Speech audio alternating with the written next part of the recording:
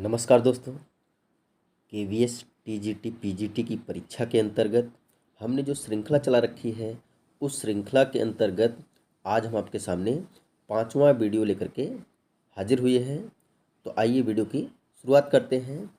इस वीडियो से पहले मैंने 66 प्रश्न 66 प्रश्नों पर चर्चा कर रखी है। अगर आप मेरे चैनल पर पहली बार आए हैं तो आप इसके पहले जा कर के अन्य प्रश्नों को भी देख सकते हैं। तो आइए हम वीडियो की शुरुआत करते हैं। प्रश्न संख्या 67, निम्नलिखित में से मनोवैज्ञानिक उपन्यासकार किसे कहा जा सकता है? पहला विकल्प है इलाचंद जोशी, दूसरा विकल्प है जैनेन्द्र, तीसरा विकल्प है अज्ञेय, चौथा विकल्प है मनोहर श्याम जोशी। यह जो प्रश्न है, यह प्रश्न केवीएस पीजीटी हिंदी पेपर 2009 में पूछा गया प्रश्न है। यहाँ पे थोड़ा सा हम लोग एक संशोधन करेंगे। निम्नलिखित में से कौन मनोवैज्ञानिक उपन्यासकार या निम्नलिखित में से मनोवैज्ञानिक उपन्यासकार किसे कहा जा सकता है, यह प्रश्न नहीं है, बल्कि इस सही प्रश्न जो होगा, निम्नलिखित में से कौन मनोवैज्ञानिक उपन्यासकार नहीं है। क्योंकि यह जो इलाचंद जोशी हैं, ये भी मनोवैज्ञानिक उपन्यासकार हैं। जैनेन्द्र जो हैं वो भी मनोवैज्ञानिक उपन्यासकार हैं। अज्ञेय जो है वो भी मनोवैज्ञानिक उपन्यासकार हैं। तो इसमें जो नहीं है वह है मनोहर श्याम जोशी। आगे बढ़ते हैं। प्रश्न संख्या 68। प्रश्न संख्या 68 में कहा गया है, निम्न में से दलित आत्मकथा नहीं है। अर्थात निम्नलिखित में से कौन सी रचना दलित आत्मकथा नहीं है? पहला विकल्प है अपने अपने पिंजरे, दूसरा विकल्प है जूठन, तीसरा विकल्प है तिरस्कृत और चौथा विकल्प है मेरी असफलताएं।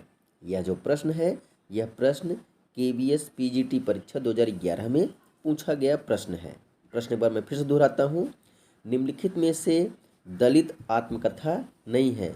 इसका सही उत्तर है वह है मेरी असफलताएं।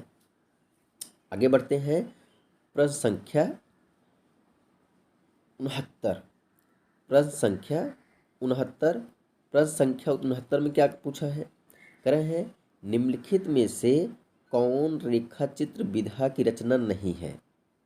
पहला विकल्प है कठगुलाब, दूसरा विकल्प है क्षण बोले कण मुस्काए, तीसरा विकल्प है पुरानी स्मृतियाँ और चौथा विकल्प है रेखाएं बोल उठी। यह जो प्रश्न है, यह प्रश्न केवीएस पीजीटी परीक्षा 2007 में पूछा गया प्रश्न है। प्रश्न एक बार मैं फिर से दोहराता हूँ। निम्न में से कौन रेखा चित्र विधा की रचना नहीं है? इसका सही उत्तर है वह है कठ गुलाब। आगे बढ़ते हैं।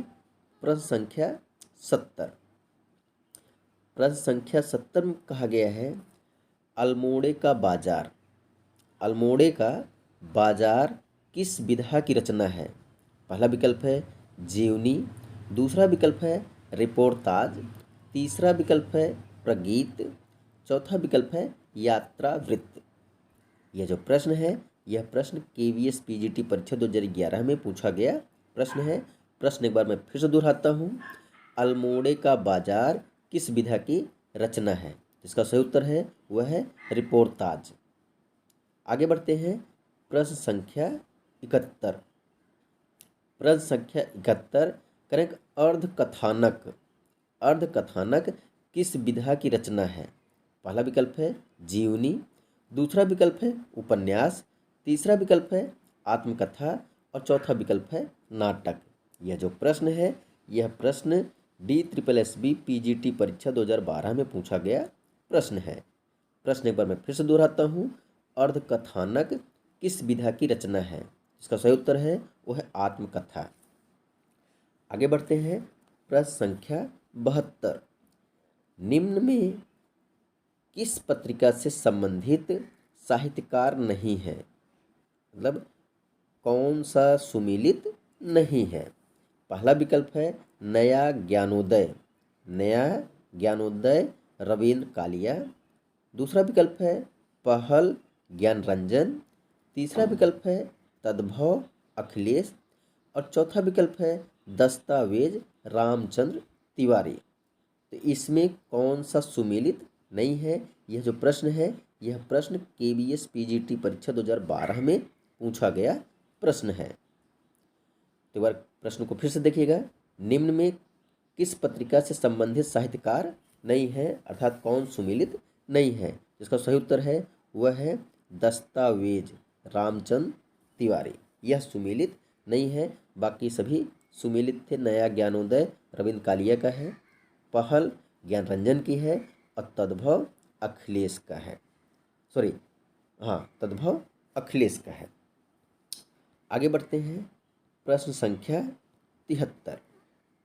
प्रश्न संख्या 73 में पूछा है लक्ष्मीपुरा किस विधा की रचना है? पहला विकल्प है यात्रावृत्त, दूसरा विकल्प है निबंध, तीसरा विकल्प है रिपोर्टाज और चौथा विकल्प है डायरी।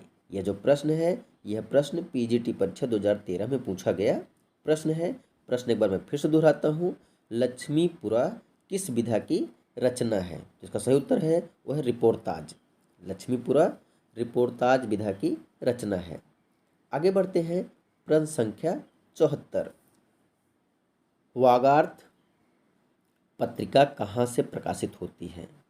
वागार्थ पत्रिका कहाँ से प्रकाशित होती है? पहला विकल्प है मुंबई, दूसरा विकल्प है वाराणसी, तीसरा विकल्प है नई दिल्ली और चौथा विकल्प है कोलकाता। यह जो प्रश्न है, यह प्रश्न KVS PGT परीक्षा 2013 में पूछा गया प्रश्न है। प्रश्न एक बार मैं फिर से दोहराता हूँ। वागार्थ पत्रिका कहाँ से प्रकाशित होती है? इसका सही उत्तर है कोलकाता। आगे बढ़ते हैं। प्रश्न संख्या 75। प्रश्न संख्या 75 में कह रहा है अकाल पुरुष गांधी। अकाल पुरुष गांधी किसने इस जीवनी की रचना की है? पहला विकल्प है जैनेन्द्र ने, दूसरा विकल्प है अज्ञे ने, तीसरा विकल्प है डॉक्टर देवराज ने और चौथा विकल्प है प्रभाकर माचवे। यह जो प्रश्न है, यह प्रश्न KVS PGT परीक्षा 2008 में पूछा गया प्रश्न है। प्रश्न में एक बार फिर से दोहराता हूँ। अकाल पुरुष गांधी किसने इस जीवनी की रचना की है? इसका सही उत्तर है वह है जैनेन्द्र कुमार ने। आगे बढ़ते हैं। प्रश्न संख्या 76। प्रश्न संख्या 76। निम्नलिखित में द्वंद्व समास बताइए। निम्नलिखित में द्वंद्व समास बताइए।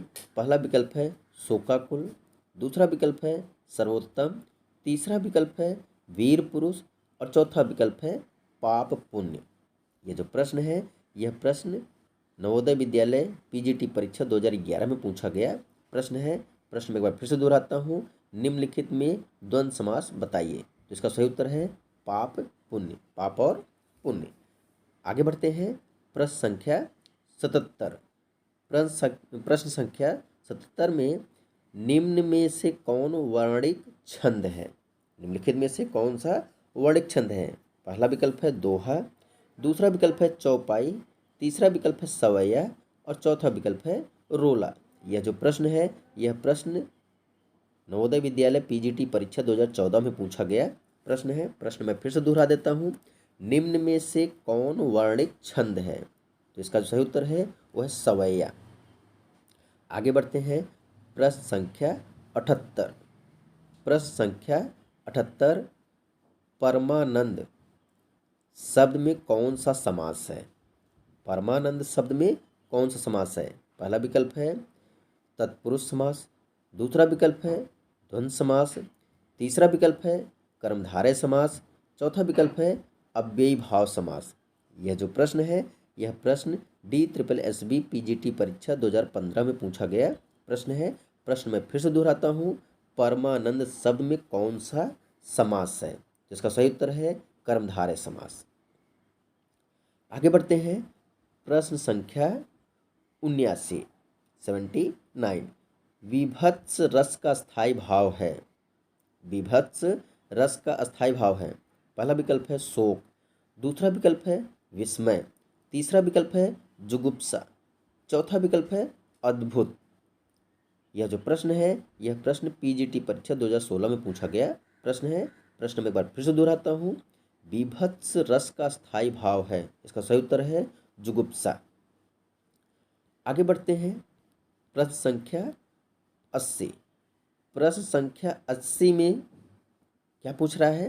करें निम्नलिखित में से कौन अर्थालंकार है? निम्नलिखित में से कौन अर्थालंकार है? पहला विकल्प है श्लेष, दूसरा विकल्प है यमक, तीसरा विकल्प है वक्रोक्ति, चौथा विकल्प है रूपक। यह जो प्रश्न है, यह प्रश्न DSSB PGT परीक्षा 2012 में पूछा गया प्रश्न है। प्रश्न में एक बार फिर से दोहराता हूँ, निम्न में से कौन अर्थालंकार है? जिसका सही उत्तर है वह है रूपक। आगे बढ़ते हैं। प्रश्न संख्या 81। वीर रस का स्थायी भाव है। पहला विकल्प है शोक, दूसरा विकल्प है भय, तीसरा विकल्प है उत्साह, चौथा विकल्प है निर्वेद। यह जो प्रश्न है, यह प्रश्न KVS PGT परीक्षा 2007 में पूछा गया प्रश्न है। प्रश्न में एक बार फिर से दोहराता हूँ, वीर रस का स्थायी भाव है, तो इसका जो सही उत्तर है वह है उत्साह। आगे बढ़ते हैं। प्रश्न संख्या 82। प्रश्न नंबर 82 कह रहे हैं समरस थे जड़ या चेतन सुंदर साकार बना। समरस थे जड़ या चेतन सुंदर साकार बना था। चेतनता एक विलसती आनंद अखंड घना था।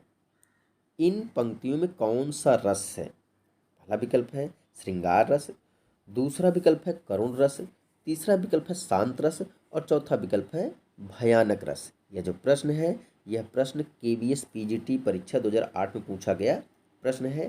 प्रश्न को एक बार मैं फिर से दोहराता हूँ। समरस थे जड़ या चेतन सुंदर साकार बना था। चेतनता एक विलसती आनंद अखंड घना था।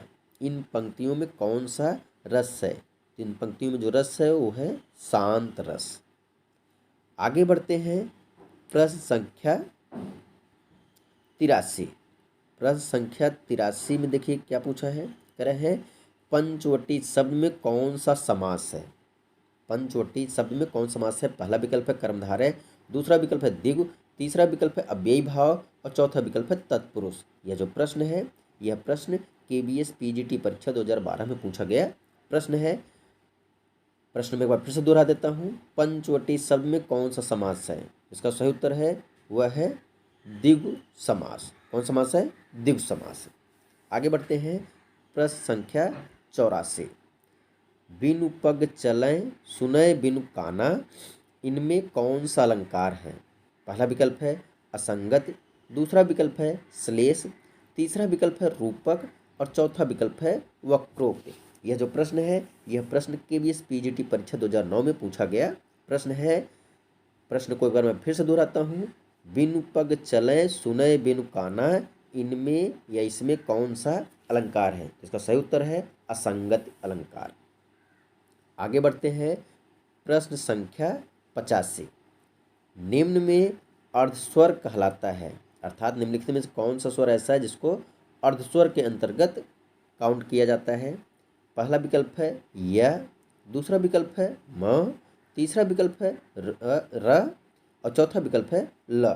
यह जो प्रश्न है, यह प्रश्न KVS PGT परीक्षा 2010 में पूछा गया प्रश्न है। प्रश्न में एक बार फिर से दोहराता हूँ, निम्न में अर्धस्वर कहलाता है, जिसका सही उत्तर है या। कौन कहलाता है? या कहलाता है। आगे चलते हैं।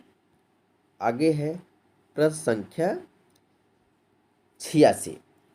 प्रश्न संख्या 86 में पूछा गया है बिहारी हिंदी की बोली का नाम है। बिहारी हिंदी की बोली का नाम है। पहला विकल्प है मगही, दूसरा विकल्प है बघेली, तीसरा विकल्प है छत्तीसगढ़ी और चौथा विकल्प है बुंदेली। यह जो प्रश्न है, यह प्रश्न KVS PGT परीक्षा 2011 में पूछा गया प्रश्न है। प्रश्न में एक बार फिर से दोहराता हूँ, बिहारी हिंदी की बोली का नाम है। बिहारी हिंदी की बोली का नाम है, इसका सही उत्तर है वो है मगही। तो इस प्रकार से आपने 86 प्रश्नों को इस वीडियो में आपने देखा है। अगले वीडियो में क्वेश्चन नंबर 87 प्रश्न संख्या 87 से कंटिन्यू करेंगे। अगर आपको यह वीडियो पसंद आया हो तो प्लीज़ वीडियो को लाइक कीजिएगा, चैनल को सब्सक्राइब कीजिएगा, जिससे आप हमारे साथ जुड़ सकें और आपको नया वीडियो मैं जैसे ही अपलोड करूं आपको उसका नोटिफिकेशन मिल सके। तो मिलते हैं फिर एक नए वीडियो में, तब तक के लिए आप सभी लोगों को बहुत बहुत धन्यवाद।